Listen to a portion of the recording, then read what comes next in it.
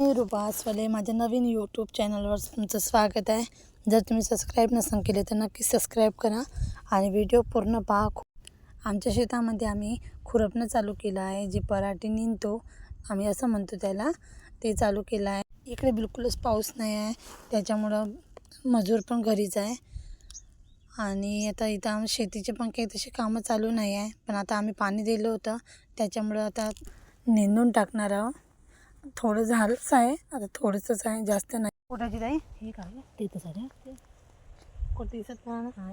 आहे ते तसं उतरला खाली ह्या कचऱ्यात आला आला काय आहे इकडे कोणता होती ताई पण मला इकडे शेतात ते तसं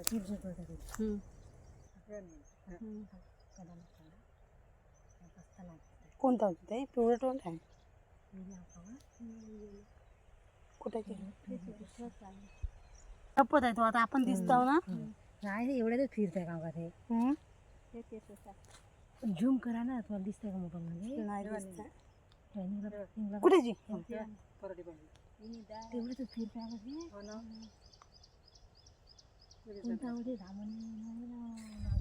गेल्या ना गो गेल्या सापो का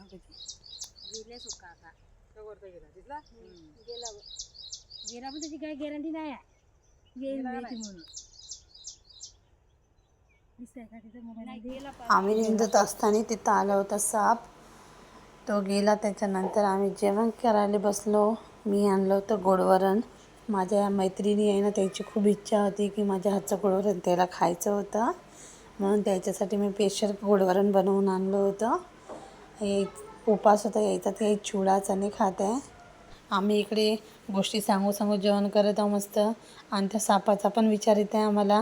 अगदी माझ्या समोरच होता तो साप, माझ्याच पातीला होता। मी तर किती दूर धावत गेली अगोदर, त्याच्यानंतर व्हिडिओ काढायसाठी जवळ आली होती।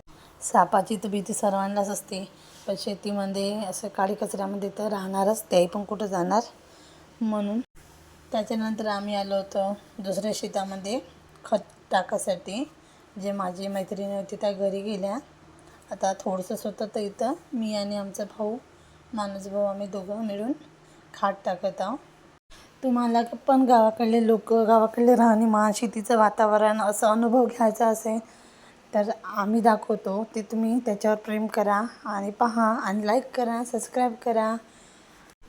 माझ्या चॅनलवर तुम्हाला माझ्या शेतीची विषयीची माहिती, आणि आम्ही गावाकडे राहतो त्याच्यामुळे तुम्हाला गावाकडली माणसं, गावाकडली राहणीमान हे नक्की माझ्या चॅनलवर पाहायला मिळणार। त्याच्यासाठी म्हणून सबस्क्राईब नसेल केलं तर जाऊन नक्की करा। भेटूया नंतरच्या ब्लॉगमध्ये, तोपर्यंत जय महाराज।